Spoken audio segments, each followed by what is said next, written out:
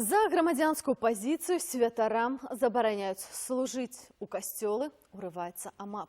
У Беларусі трываюць масавыя рэпрэсіі, у тым ліку супраць каталікоў, а кіраўніку рымска-каталіцкага касцёла ў Беларусі, мітрапаліту. Зазначу, што грамадзяніну Рэспублікі Беларусь Тадеушу Кандрусевічу забаронены уезд у краіну. Тым часам новы амбасадар Ватыкану і апостальскі нунцый падымае келіх з Лукашэнкам і цісне яму руку. Як працуе дыпламаты апостальскай сталіцы і ці азначае яна прызнанне Александра Лукашэнкі? Візьміцер Міцкевіч.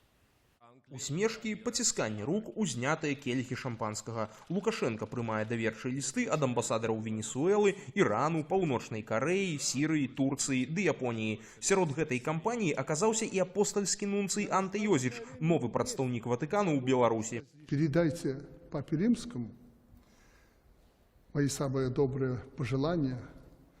Я бесконечно уважаю его. Я встречался со многими его предшественниками. Но это лучший папа Римский. У цяперашняй сітуацыі, калі ў Беларусь забаронены ўезд арцыбіскупу Тадеушу Кандрусевічу, а Лукашенко працягвае далейшы ціск на касцёл, такія паводзіны афіцыйнага Ватыкана як мінімум выглядаюць спрэчна, бо толькі напярэдадні сустрэчы з Анте Йозічам кіраўнік Беларусі вось так выказаўся аб касцёле падчас спаткання з праваслаўным мітрапалітам Вениамином. Защищать это государство – это первейшая моя обязанность. Конечно, я вынужден буду реагировать. Примером тому является настоятель католической церкви. Ездить в Польшу и получать консультации, как разрушать нашу страну, никому не будет позволено.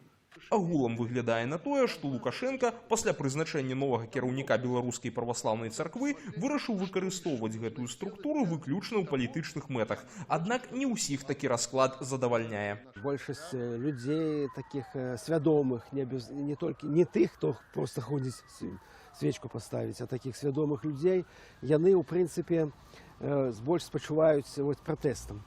І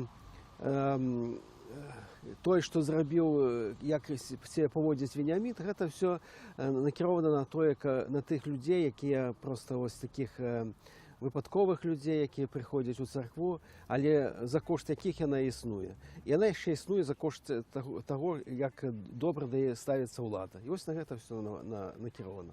На фоне такой актыўнасці рэжыму Лукашэнкі на рэлігійным полі выглядае, што Ватыкан беларускіх каталікоў проста не бярэ ў разлік. Аднак варта звярнуць увагу на асобу новапрызначанага нунцыя Анте Йозіча. Гэта паліглот з веданнем 10 моваў і дасведчаны дыпламат, за плечыма якога праца ў Індыі, Расеі, Кітаі ды Кот-д'Івуары. Краінах, якія асаблівай прыязнасцю да каталікоў зусім не адрозніваюцца.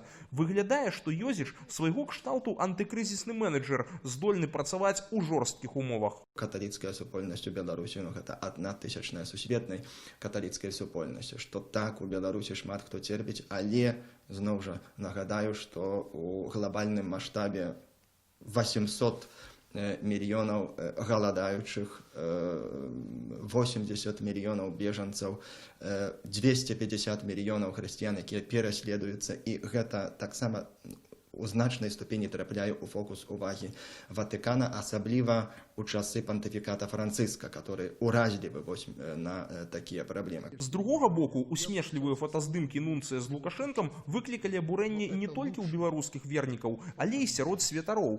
Гэтак каталіцкі дыякан Юрый Рашатко нават правёў адзіночны пікет перад архікатэдральным касцёлам у Менску. Ён трымаў плакат з тэкстам «Аспрэчваю». Па ягоных словах, гэтая падзея была памылковай і шкоднай для касцёла ў Беларусі. У такой сітуацыі складана чакаць нейкага добрага выніку ў дыпламатычнай працы. Дыпламатычнымі шляхамі будуць спрабаваць пераадолець узнікшыя праблемы і канфлікты. У прыватнасці гэта задача, напэўна, будзе нумар 1 дамагчыся вяртання Кандрусевіча.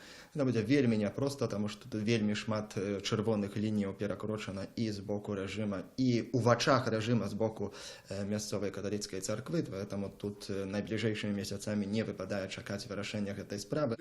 Тым больш, што рэжым пакуль не выказвае жаданне ісці на нейкае нават дыпламатычнае пацяпленне з Еўропай. Мы не знаем, что они еще нам с Польши подкинут. Они хотели у нас революцию устроить, даже не революцию, а мятеж, а получили сами. Там ситуация непростая, и она просто так не вылезет. Там не отморозки поднялись. Там поднялись женщины, и понятно, за что поднялись.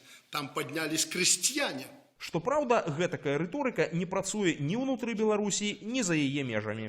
Я думаю, что поляки просто не успрымаюць Лукашенку серьезно. Конечно, яны бачаць у ім пагрозу для беларусаў. Ён з'яўляецца важным фактарам у вырашэнні будучыні Беларусі. Але тое, што ён кажа, што прыдумляе, сядае ў верталёт і паляціць кудысьці ці штось іншае, успрымаецца з іроніяй. У абсалютным адрозненні ад Марыі Калеснікавай і Святланы Ціханаўскай, якія ўспрымаюцца з вялікай павагай.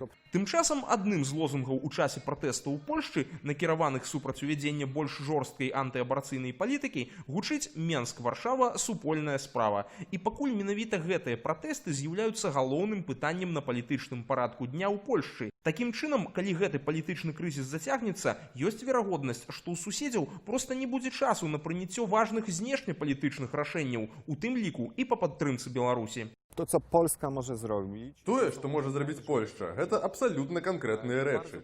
Гэта мусіць быць падтрымка для незалежных арганізацый в Беларусі.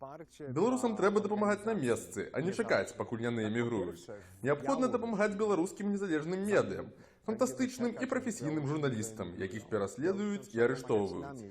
Таксама варта прапаноўваць стыпендыі і дапамогу пацярпелым ад рэпрэсій і дбаць аб развіцці беларускай культуры ў Польшчы. Падтрымліваць інстытуцыянальна канкрэтных асобаў і арганізацыі. Відавочна, што такі план дзеючы рэжым зусім не задавальняе. Лукашенко пакуль шукае для сябе іншыя крыніцы досведу і натхнення. Беларусь рассчитывает на укрепление отношений с Корейской Народно-Демократической Республикой. Неоправданно низкий уровень отношения у нас с Кореей. Неоправданно низкий. Нам надо активнее работать в этом направлении. І пакуль выглядае, што рухаецца рэжым у гэтым самым кірунку.